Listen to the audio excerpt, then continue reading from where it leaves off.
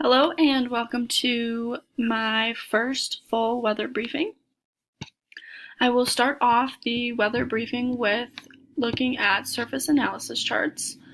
As we can see here, this is a current surface analysis chart, and we have here the cold front in North Dakota catching up to the warm front, which has turned into an occluded front, and then we have the presence of thunderstorms in that area because when a cold front catches up with a warm front, that will create storms in the area.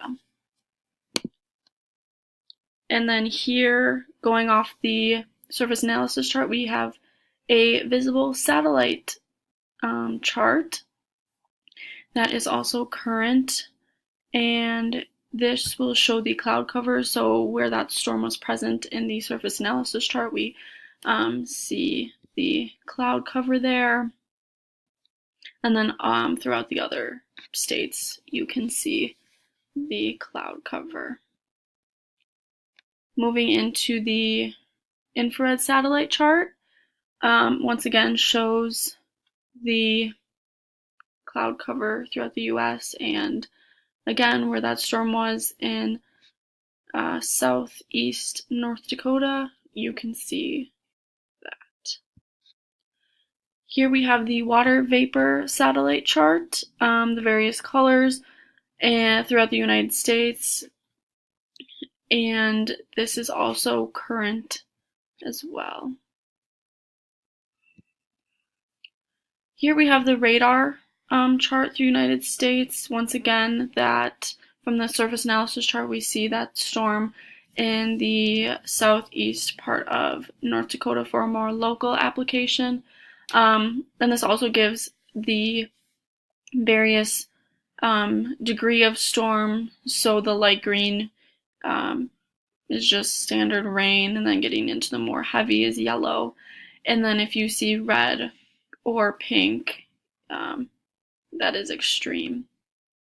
And this also shows throughout the whole United States, and if I were to press play and watch the storm's motion, we would see that the storms come from the west and then travel to the east. So that storm in North Dakota is leaving the state and it's headed towards Minnesota, which we can see it is already through Minnesota, and it will slowly dissipate. And here we have a SIGMET chart. As you can see, physically in the 50 states, there are no SIGMETs present. None to worry about in North Dakota for a more local application. Moving into the AirMets, that's a different story though. These various colors mean different things. So the red circles mean IFR weather, and then the pink by Utah, Colorado, New Mexico, and Arizona means mountain obscuration, and then we don't have any icing present. The yellow in Idaho and parts of California and Nevada mean low altitude. If you're flying at a low altitude, you will experience turbulence in areas.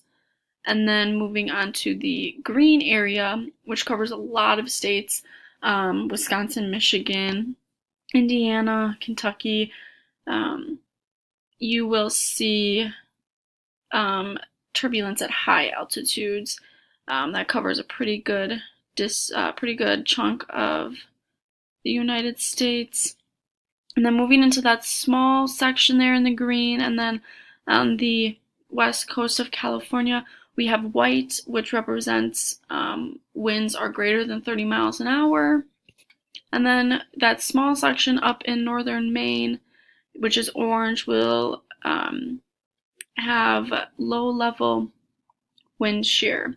And now we can see none of these are in the state of North Dakota for a more local application, but if they were to be in North Dakota, the colors are associated with that significant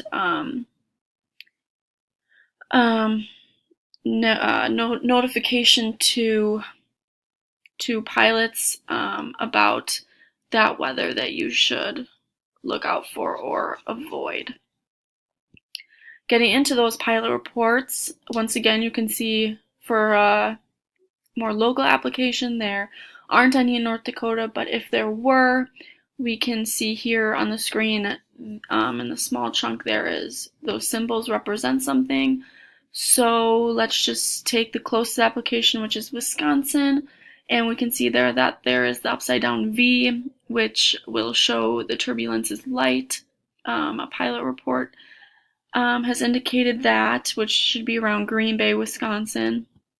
And then closer to Milwaukee area by Lake Michigan and over Lake Michigan, we have that green circle with a slash through it, which indicates that there are reports of negative turbulence. And then getting into that pink circle, which is not filled, it shows that the sky was clear. If that circle were to be filled, it would be overcast. So we can see here that these pilot reports include icing, turbulence, sky conditions, and then their severity. Getting into the local METAR for Grand Forks, as we can see here, this METAR is decoded for current time, and it's pretty self-explanatory. 79 degrees Fahrenheit, dew point is 68 degrees Fahrenheit, 2992. So when you get in your aircraft, you will dial that in. And then our winds are from the northeast at about 9 miles per hour. So you shouldn't have too terrible winds if you go out flying. And then our visibility is 10 or more miles, so great visibility. And our ceiling is at least 12,000 feet AGL, so don't need to worry about that. But as far as the clouds go, for more for altitude wise, there are a few reported at 2,400, 3,200, and scattered clouds 4,400. So as we know, few is the least amount of cloud coverage, so not too much trouble there. And then scattered is right the next level of coverage above few. So both of those shouldn't be too severe. If they were broken or overcast, that'd be another story. And then there is reported no significant weather observed at this time. So there you have a Grand Forks decoded METAR and a weather report for the United States and application to Grand Forks or North Dakota.